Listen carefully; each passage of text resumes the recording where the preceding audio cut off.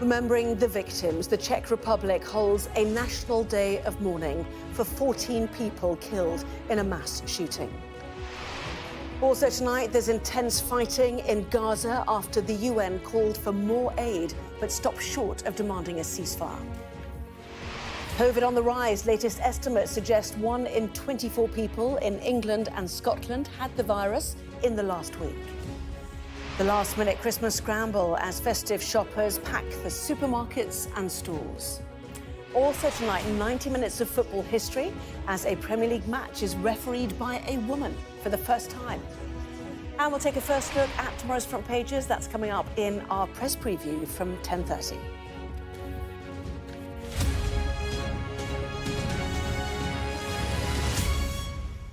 Hello, good evening. A national day of mourning has taken place across the Czech Republic for the victims of the country's worst mass killing.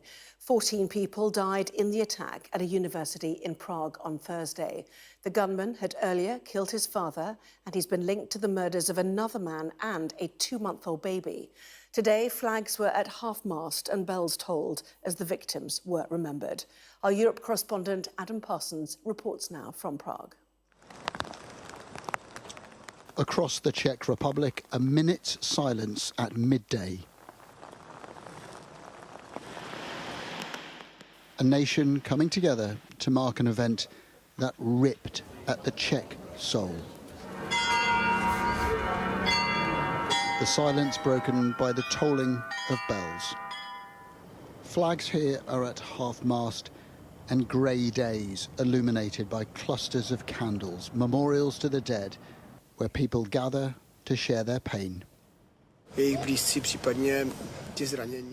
have experienced and are still experiencing enormous horror, and that is comparable to what the victims must be experiencing, both what they were experiencing at the time of the attack and what their loved ones or those who were injured are experiencing today. These scenes now haunt this nation.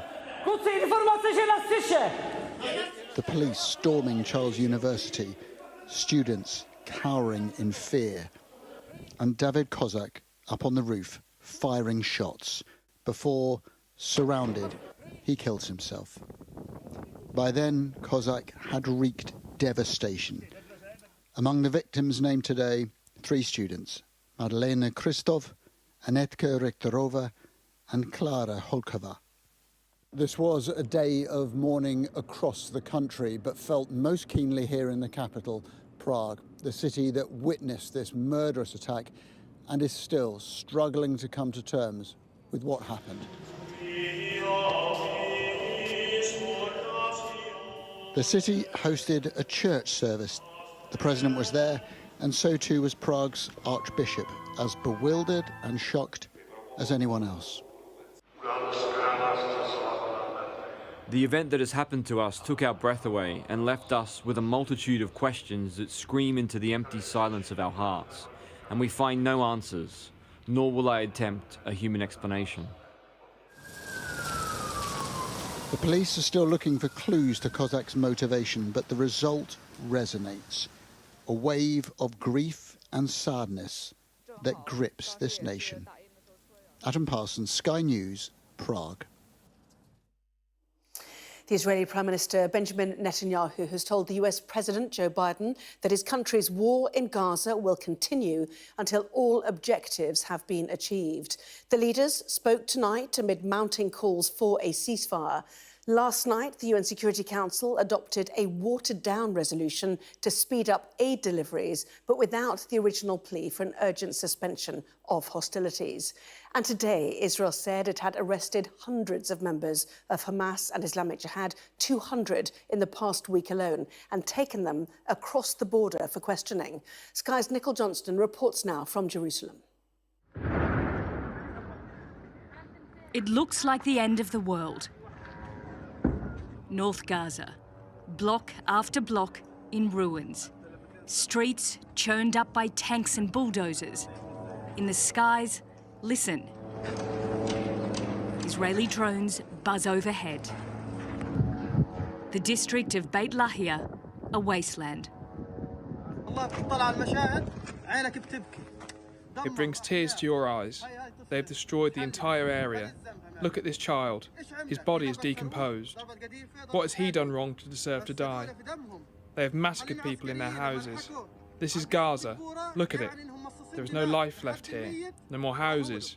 Can you see any? Nothing is left. For those still alive, hard choices. Stay or leave. In Al Barij camp, they're getting out. Tens of thousands of people. An exodus of misery. Israel ordered them leave before it's too late. Heavy fighting is coming. It's left 60-year-old Mahla homeless. We're living on the streets. May God take our revenge on those who caused this.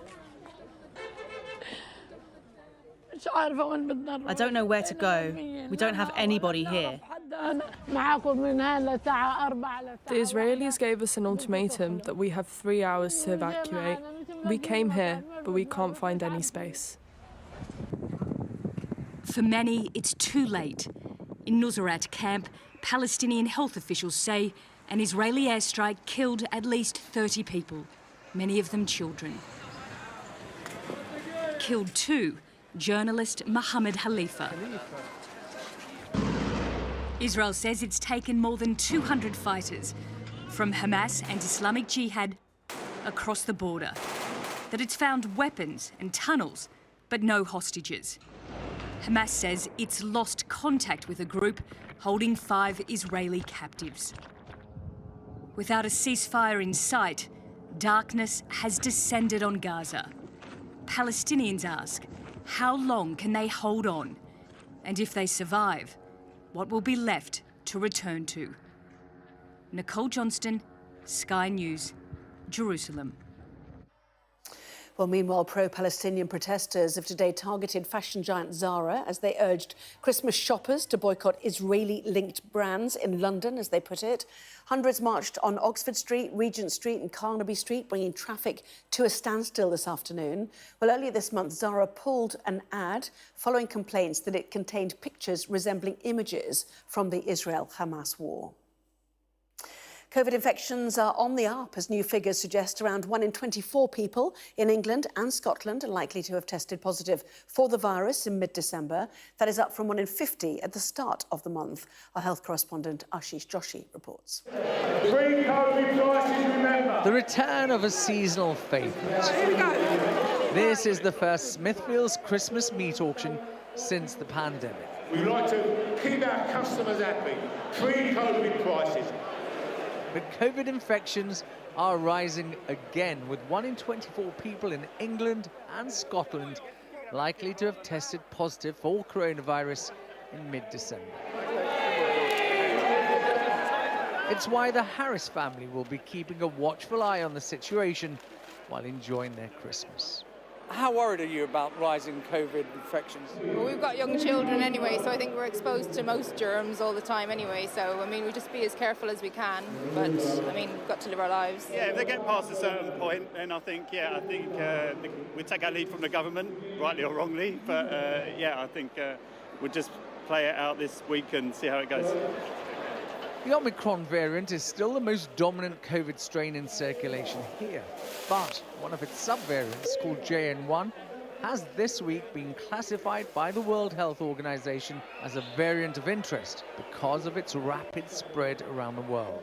COVID is still surprising us, and I think it is that unpredictability that means we do have to be particularly cautious and not be complacent. This virus is not done with us yet, and it hasn't settled into a predictable pattern. And that's why we just need to be a bit careful. Of course, with shorter, colder winter days, the transmission of any virus will be greater, especially with more mixing and socializing indoors. All trends, unfortunately, are upwards, including hospital admissions. And this could be a particularly challenging time for the NHS. 3 days of junior doctors' strikes have just ended.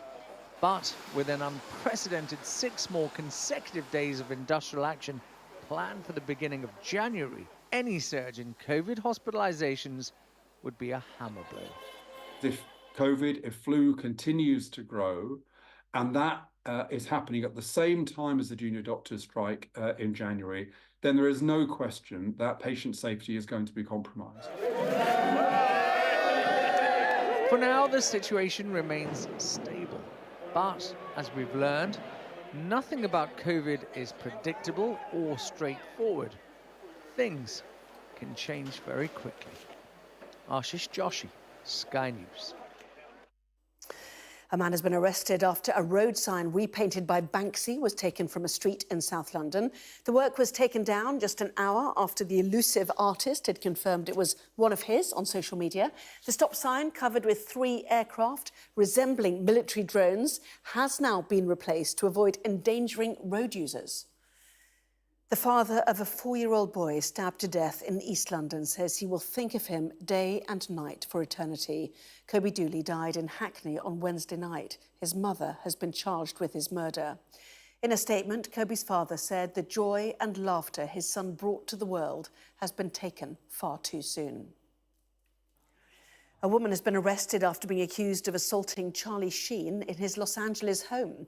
Police say 47-year-old Electra Schrock attacked the actor on Wednesday afternoon after the authorities were called to reports of a disturbance.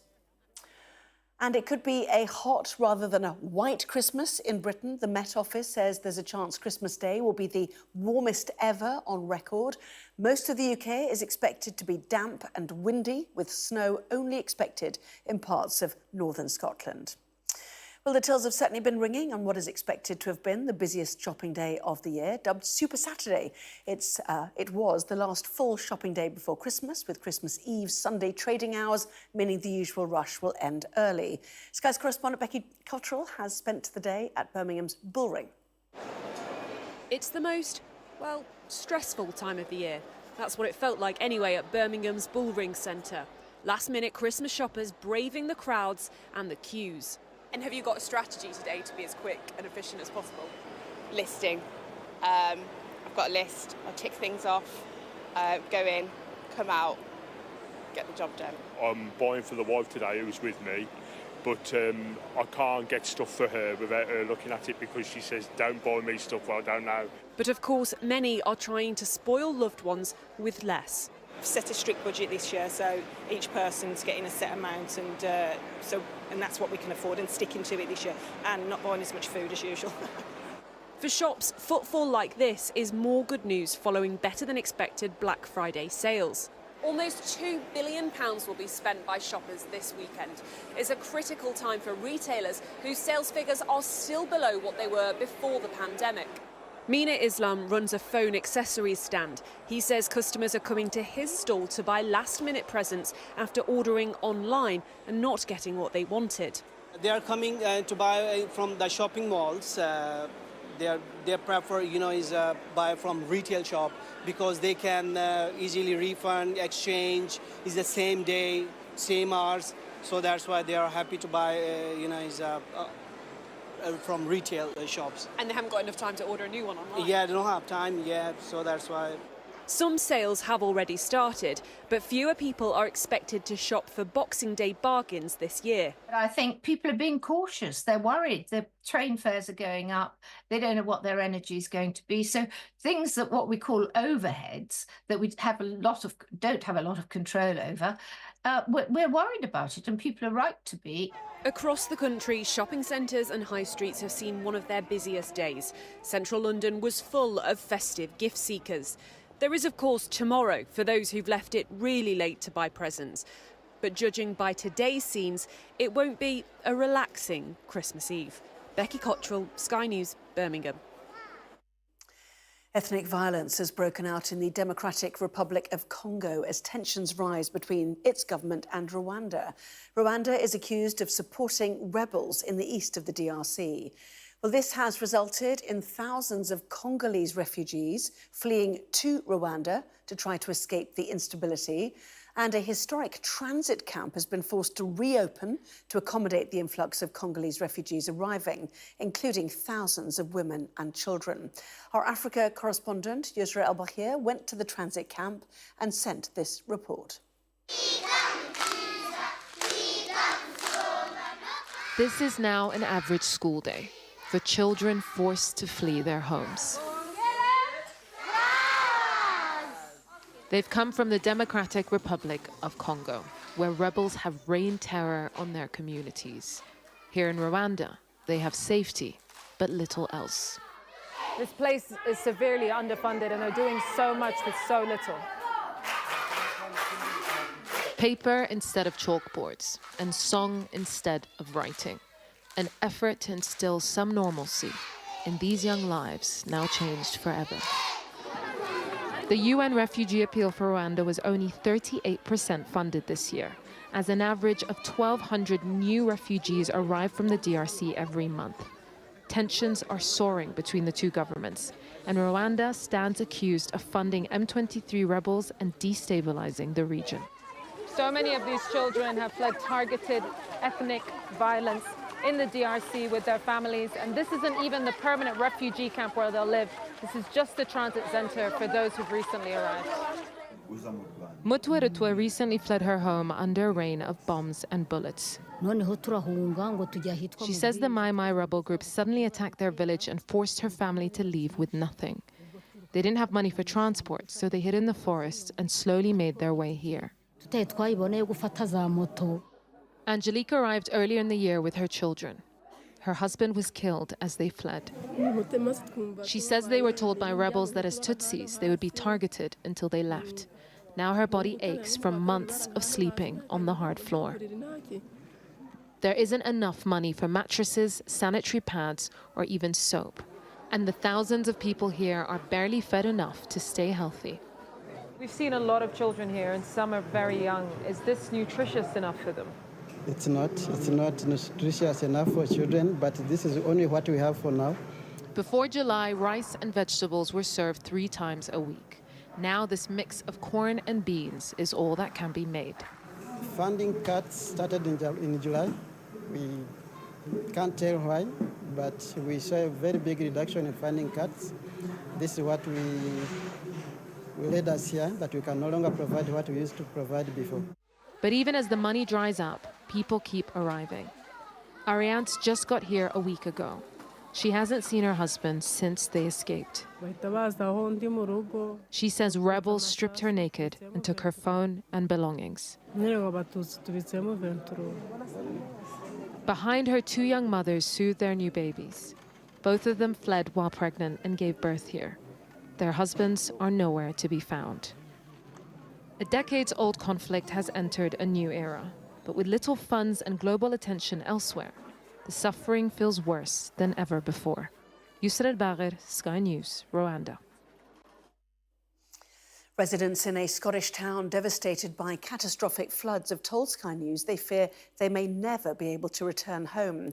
400 properties across Angus had to be gutted after record-breaking weather wreaked havoc during Storm Babette in October. Our Scotland correspondent Conor Gillis has more. You can see where the line is, where the water went up down here. After almost 40 years living here, this is all that's left of Ian and his wife Jane's house. It's hard, it's just... I mean, we really only have one another. That's it. In October, hundreds of homes here in Brechin were wiped out by flooding, the likes of which had never been seen before. Decades of memories destroyed in hours. Record rainfall overwhelmed the very defences built to protect this community. And still, they're counting the cost this Christmas. We were flooded in 2002. We were out for 10 months at that time. I mean, that was 20 years ago, a bit younger, a bit fitter. We were both fitter, but old age creeps up in you and you just... The clean-up after the devastation continues in a community desperate for help. This is the 4th time it's happened to us. At the time, Scotland's First Minister pledged financial help, but some here have raised cash themselves, £100,000 for those who have nothing. It's £100,000 for 220 ground floor homes. It's £500 each, and that's nothing for those who are living on the first floor and are now getting water or mould. You know, it's not the warmest time of year. Heating costs are going up. After a bruising year, this is a place on edge, trying to focus on the future. Some wondering if they will ever get back to the place they once called home. Conor Gillis, Sky News, Brechin. Football history was made today when a Premier League match was refereed by a woman for the first time. Rebecca Welch, who's already become the first woman to referee an FA Cup game, took charge when Fulham played Burnley. Sky's Sabah Chowdhury reports. This is a moment for the history books. Rebecca Welch made her debut at Craven Cottage as the first woman to referee in the Premier League. And today it's Fulham versus Burnley. And these Fulham fans... It's really good that we're doing so many firsts. ...are proud that it's their club making history. My youngest is 6, and he said, "Mommy, girls can do anything." And I said, "Yes, honey, girls can do anything." People forget that from 1921 to 1971, women were forbidden from playing football at all.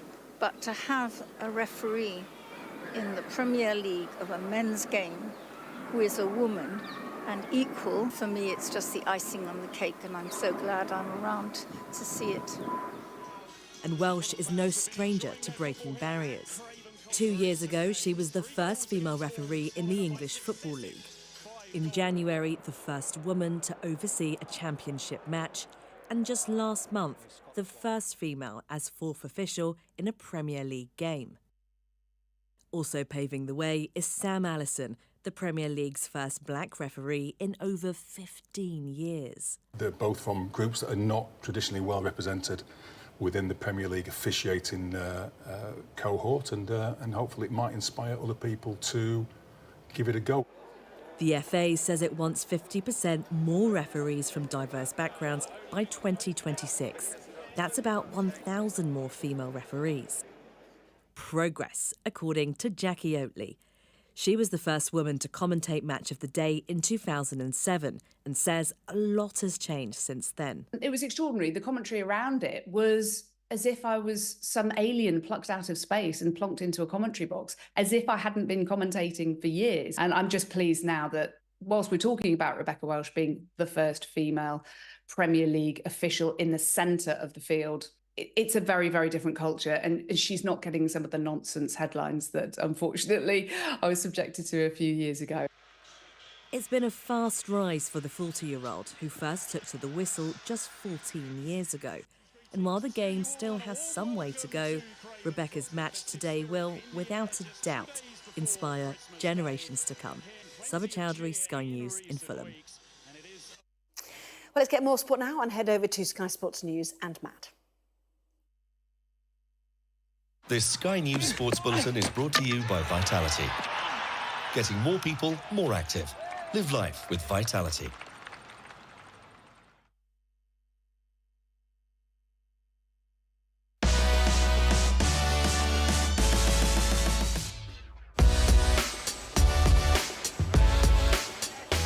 I love this country. Achin, thanks for letting us share your match day experience. You've just landed at Humberside Airport. Yeah. Tell us about your day so far. Actually, my day is a little strange because Turkey doesn't use summertime. I have a big advantage in flying to England because I almost land in the time I start the journey. Then for me, the plane is like a bed. And it's very important for you that you're here to attend the games for Hull City, especially with the team going so well.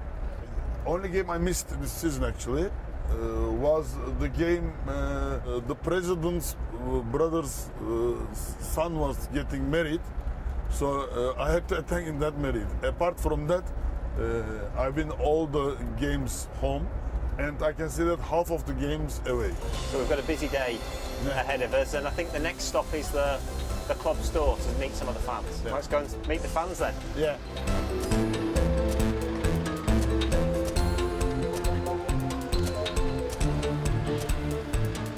Born and raised in Hull. In Hull, yeah. Grandfather Hull, everybody Hull. But his dad supports Leeds United. unfortunately. Yeah.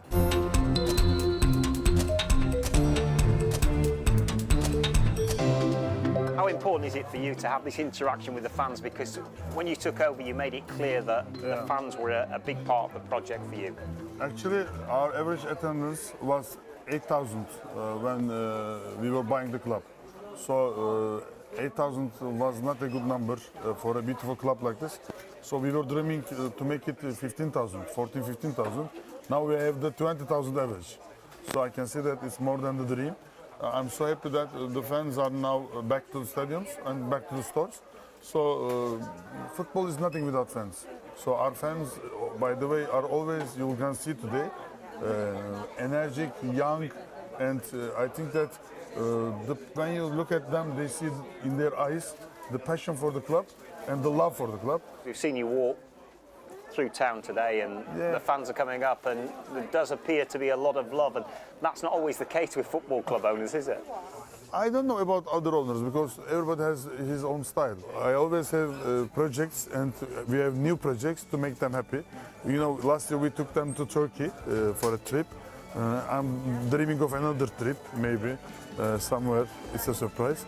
So to live together, to enjoy together, and to share your pain when you lose together is always the best thing in life.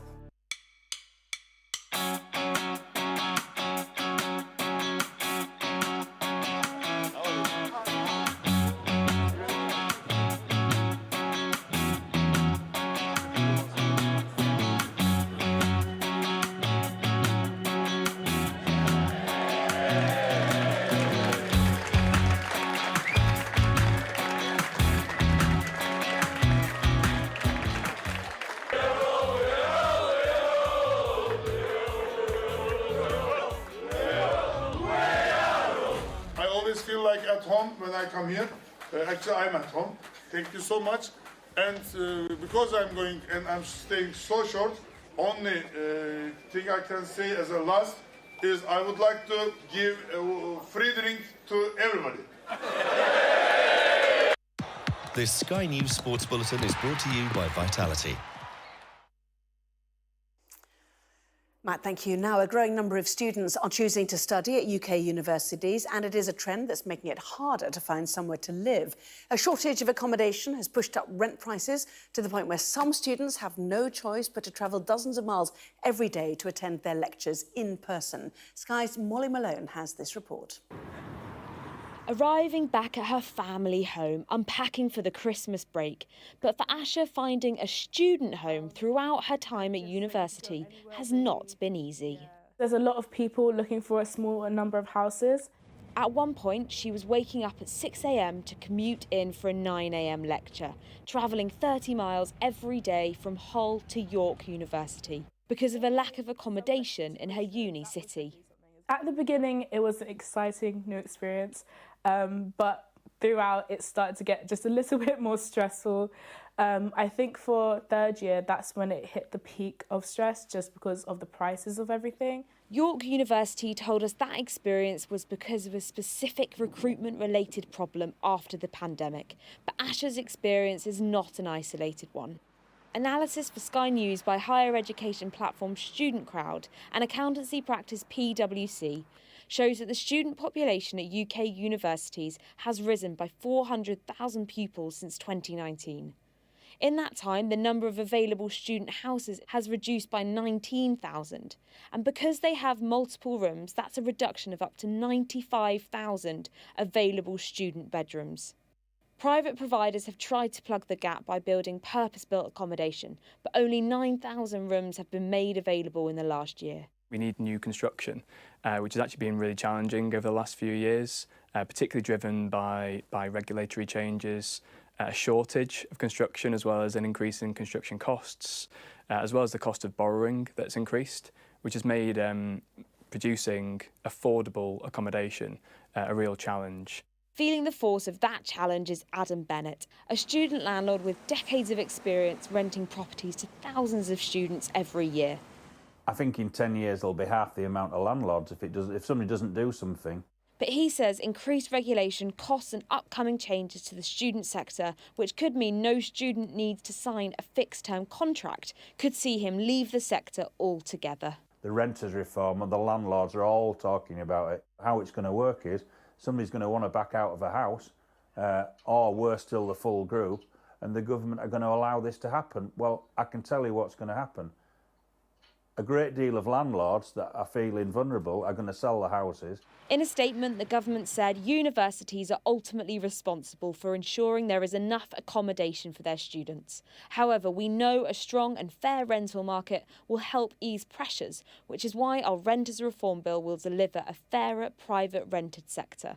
Fair or not, this is a problem with no immediate solution in sight. Molly Malone, Sky News. Well, that was Sky News at 10. Coming up, we'll take a first look at tomorrow's newspapers in the press preview. Joining me tonight, as you can see, the editor of the Jewish Chronicle, Jake Wallace-Timers. Welcome to you. And among the stories we will be discussing, this on the front of the Sunday Telegraph, their headline quoting Lord Cameron about the malign threat of Iran to the world. That and plenty more when we come back.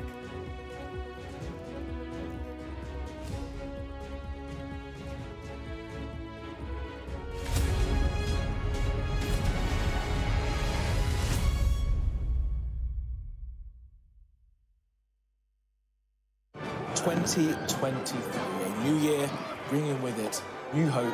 This is incredible. That's what I like about it. Give us a song then, Rob. Good news, it's not extinct. To start planting a whole new rainforest. Truly heartwarming to help others. India, the first to land south of the moon. The lonelier sheep has been rescued. Love it. Did amazing. Best story of the day.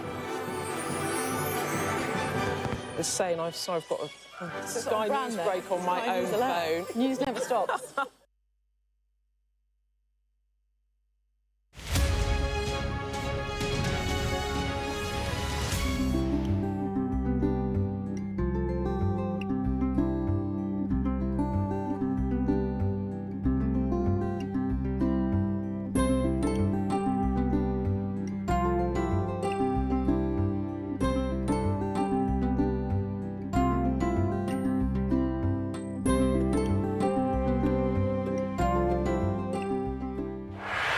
I'm Stuart Ramsey and I'm Sky's chief correspondent. Well, there's a real sense now that people are beginning to expect that this whole airlift is coming to an end, and they're really, really desperate. We saw snatch squads going in, grabbing people and putting them into trucks.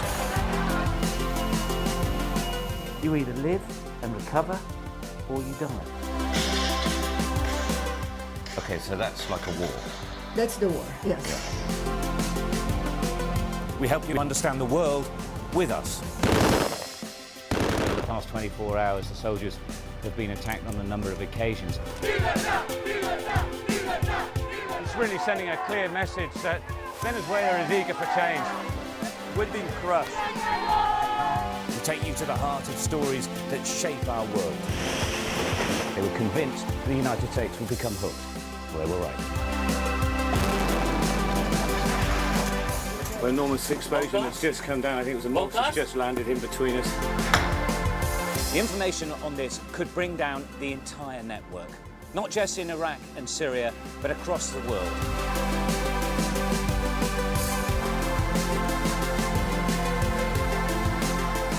Thought I could throw a bit of a pig with drawn. It's so hot.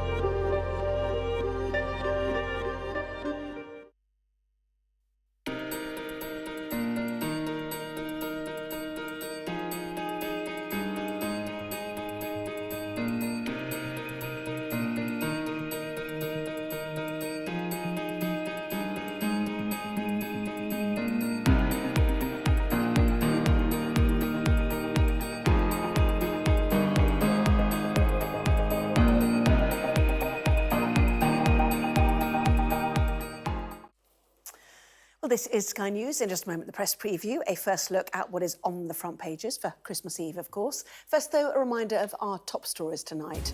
A national day of mourning has taken place across the Czech Republic to remember 14 people killed in a mass shooting.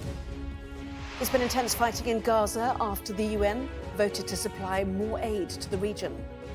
And COVID infections are on the rise as official estimates suggest 1 in 24 people in England and Scotland had the virus in the last week.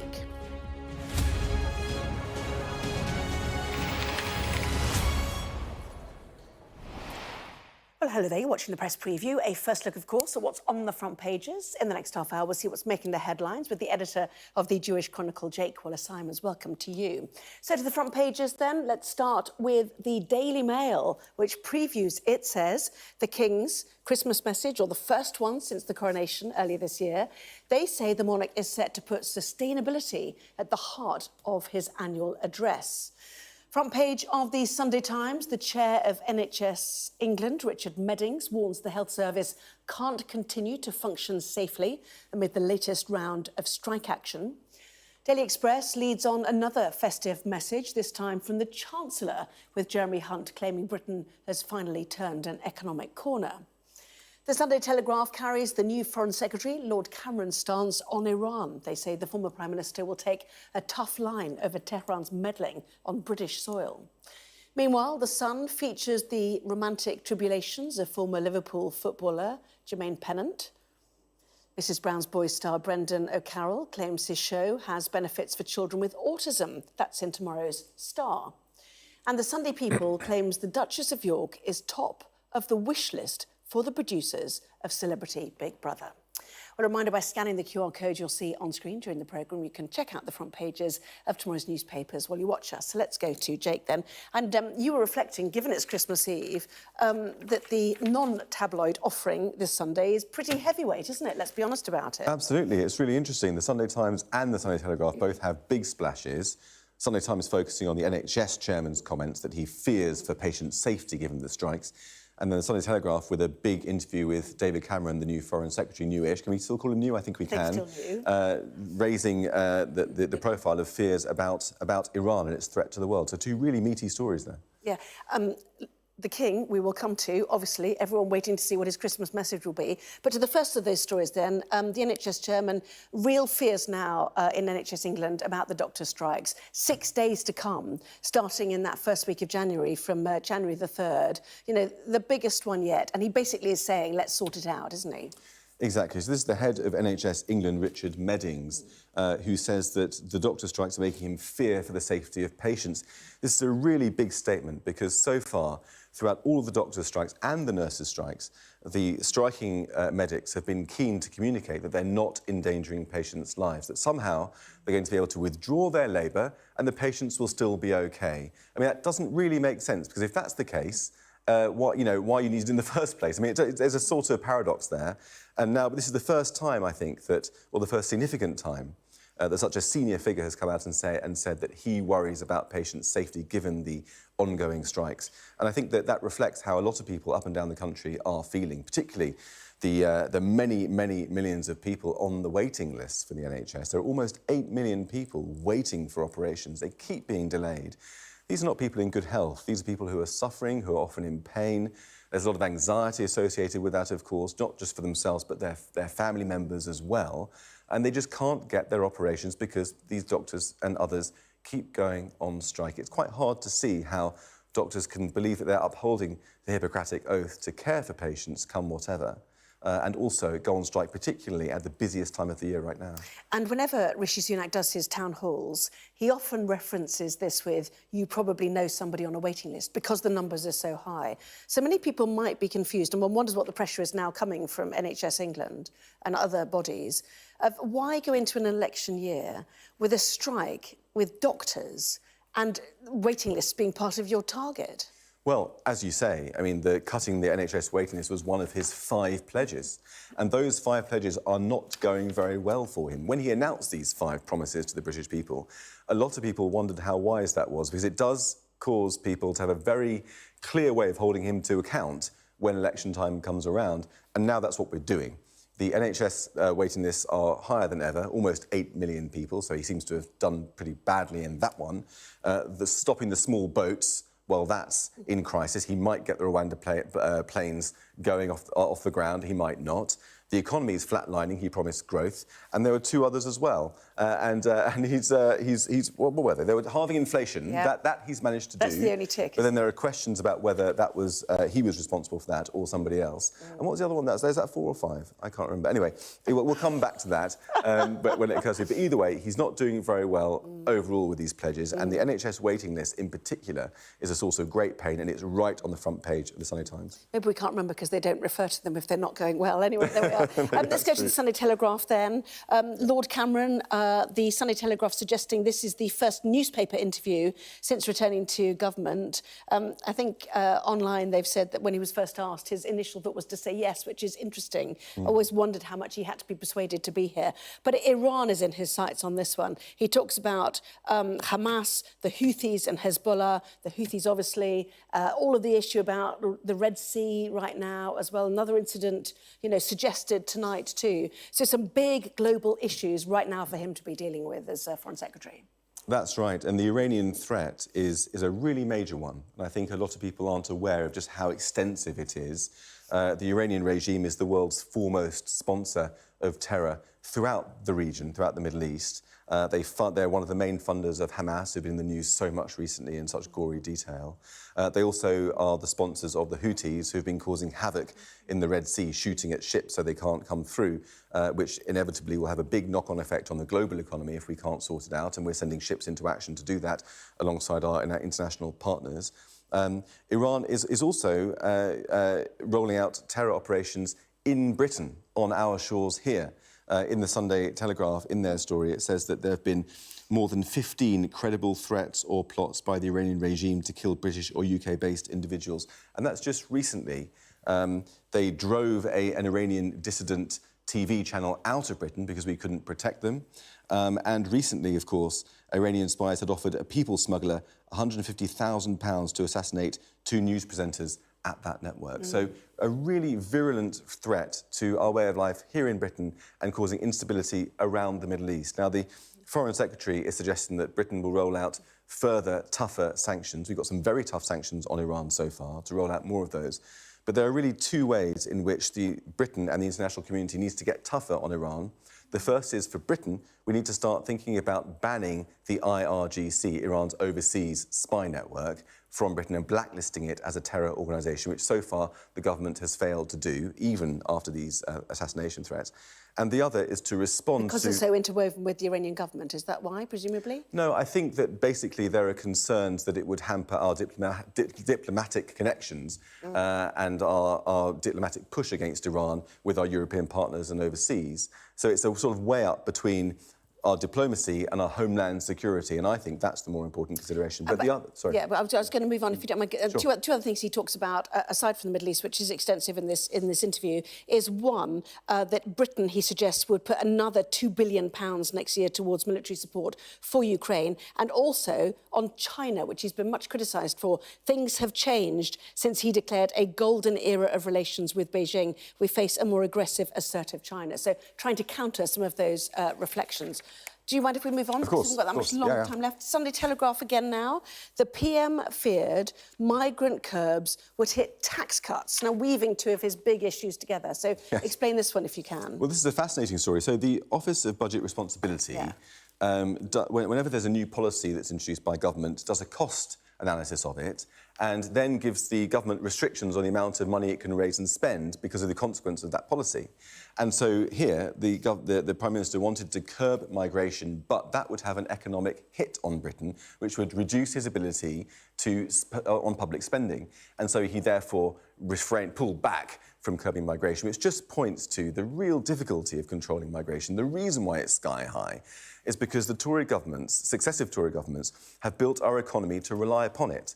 And if you then take away that drug, if you like, of cheap migrant workers, you've got to restructure our economy to invest in training people, paying people more money to get into work, to do those jobs that nobody wants to do. Often with lag, obviously. With lag. And so it's a very difficult structural problem to solve, and the Prime Minister shied away from it on that occasion. And electorally, just a quick word on the Sunday Times as well. The leader of Reform UK, Richard Tice, has offered written assurances to key party figures that they will fight the Conservatives right up to polling day, suggesting that they wouldn't pull a candidate in a close Tory seat, therefore potentially splitting the vote, which would be fascinating. That's right. So back in 2019, of course, it was called the Brexit Party, and it was led by that famous social media celebrity or TV celebrity Nigel Farage, and he actually did take his foot off the Tories' neck because they were opposing Jeremy Corbyn. He didn't want Jeremy Corbyn to get in, and so he stood down 317 candidates to enable Boris to win.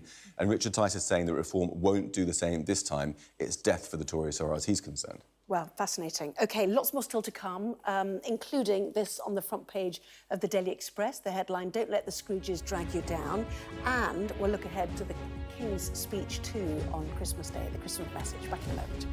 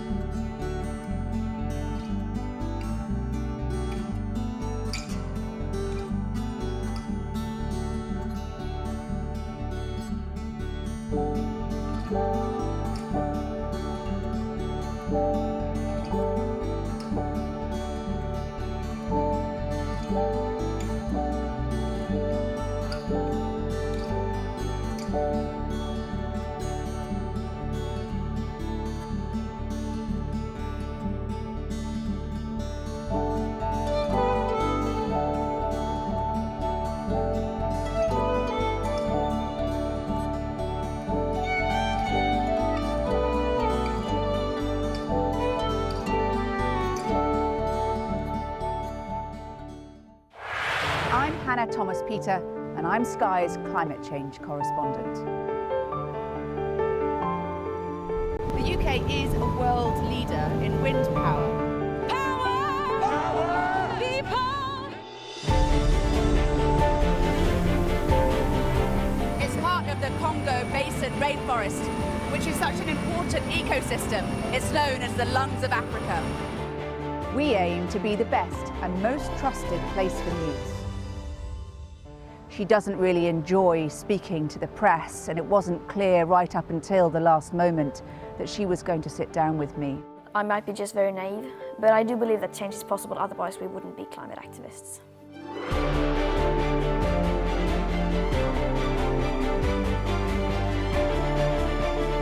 I'm confident for the last 30 years we have known how bad it is. I'm not here to apologize. I'm here to fight for the next step. You can see just the piles and piles of stuff, these sofas and people's desks and children's books. And you can see inside this home here, people trying to sort out their home. It's just been devastating. I think everything's at stake. The future of our planet, the future of the beauty around us, the future of you and me.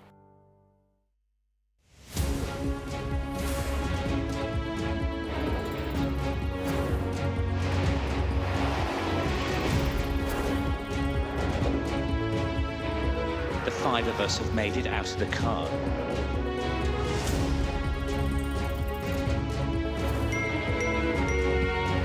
Welcome to Backstage, the film and TV podcast.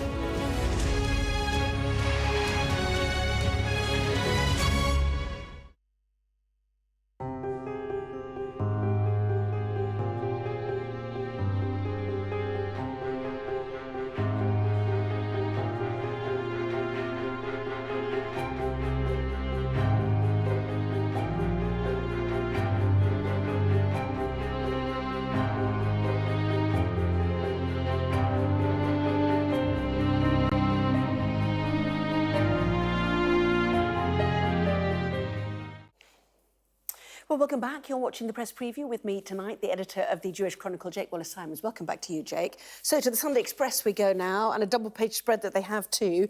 Don't let Scrooges drag you down. In an upbeat, festive message, the Chancellor says Britain has finally turned the corner. And he has evidence, presumably, in the pages that we can read. He does. And this is an interview with the Sunday Express, Jeremy Hunt, the Chancellor, bringing us reasons to be cheerful, because I think a lot of people don't feel that there are many, and so he's trying to gee us all up for Christmas. And he's basing all this on the economy, saying that brighter shores are ahead in 2024. He's saying that experts predict that Britain will avoid a recession. There have been some talk about that, where some fears of us tipping into a recession. He says that we're going to avoid it. He points out that average pay increase was 7.3% in October, and inflation, of course, was 3.9%, which was halved. Again, the one target that the Prime Minister has managed to hit. In fact, the other target, the fifth target that I forgot earlier today, was to pay down the debt. And, of course, that is 2.64 trillion, which is more than 100% of GDP. And the one missing factor here in this article points out is economic growth. Without economic growth, it's difficult to see how we can have that bright future in 2024. The economy is flatlining, one of the four of the five pledges that the Prime Minister has failed to hit. Yes, and one wonders how much the right-wing papers will start pushing on that. Yesterday we had Sir James Dyson being quoted as suggesting, you've got to start focusing on growth, not inflation. Double-page spread on that as well in the Express, reasons to be cheerful. They also point out here, they talk about inflation and wages, as you suggested, but an estimated 22 million shoppers are expected to splash out £3.68 billion in the Boxing Day sales. Absolutely enormous quantity. That's right. I mean, and there is an effect of these sorts of interviews that Jeremy Hunt is doing. It's all very well for us to say, oh, yes, but doom and gloom. But this sort of boosterism does increase confidence for people to go out and spend their money. And on Boxing Day, apparently, 20 million shoppers are going to blow a bumper 3.68 billion, which is only going to be good for the economy. So that's a good consequence of having a positive outlook, I think. And above that, top right there, Christmas messages tell of hope and compassion. Whose Christmas messages are these? Well, these are the Christmas messages of Rishi Sunak, the Prime Minister, and Keir Starmer, who's pictured there, the leader of the opposition. They're both, obviously, upbeat, encouraging, joyful Christmas messages. But the thing that unites them is that they both have some very explicit Christian imagery and a Christian message as well, which is interesting. Rishi Sunak, who, of course, is a Hindu rather than a Christian, talks saying that he wants to reflect on the Christian values at the heart of this celebration of Christ's birth. And Keir Starmer talking about how the birth of Jesus Christ reminds us that in times of darkness, peace and love are always worth advocating for. So a really heavily Christian message from both leaders, which you don't often see from Labour, and you often see it from the Tories, but it's interesting that it's a Hindu Prime Minister delivering it this year. And meantime, front page of the Mail on Sunday, and in fact, the Sunday Times, it is the King. I don't forget the Sunday Times with the picture as well. Anyway, they say, eco-activist King's Green Christmas Day message, and they're pointing to, for the first time, the speeches being given in front of a Christmas tree, a living Christmas tree, potted with its roots intact, rather than one which has been cut down, and it'll be replanted. So is that an indicator that the eco-activist King is back? One wonders. Well, I suppose the Mail on Sunday have been briefed that he's going to talk about the environment, so it's not any great surprise. It's been his lifelong passion, hasn't it, green issues and the environment. But it says that the precise contents of the address are a closely guarded secret, and yet the fact that he's going to be delivering it in front of a Christmas tree that is still in the ground in a pot, if that's possible, not means... Not only that, the branches hang natural eco-friendly and sustainable decorations, include hand-turned wood, dried oranges, glass baubles, pine cones and paper, so eco-friendly Christmas decorations. Baubles? I mean, they can be reused. Like the old-fashioned ones they can be reused. Maybe that's it. They might be really historic. Maybe that's the case. I don't know. I mean, is it bad for the environment to cut down a Christmas tree and put it in your house rather than have one in a pot? Is that bad? I don't know. You replant it. It's a living tree. I suppose you can replant it. Replant it. I think it will be replanted. And he'll also deliver his second Christmas message from a Buckingham Palace room, we are told, unlike Windsor Castle. And last year, the focus was very much on, obviously, reflecting on the death of his mother, but the cost of living crisis and anxiety around the world as well. So a refocus, possibly a repositioning. We'll wait and see. 3 p.m. Saturday, it'll all be revealed. Might find out before a bit, I suppose. Anyway, Jake, thank you very much indeed. We'll see you later. Thank you. Here's the weather. warm memories wherever you go. The weather, sponsored by Qatar Airways. So it is looking, I'm afraid to say, unsettled through the Christmas period and mostly mild with snow restricted to northern hills. North East Scotland will have a cold start to Christmas Eve. Elsewhere, it will be mild but windy with outbreaks of rain in the cloudy south and a scattering of showers in the northwest. Gusty showers developing more widely across the north in the morning. Sunny spells between, while southern parts will remain largely overcast with more general rain and drizzle. Strong winds, though, to come. The weather, sponsored by Qatar Airways. All the top stories in Sky News at 11. A national day of mourning in the Czech Republic for the 14 people killed in the Prague university shooting.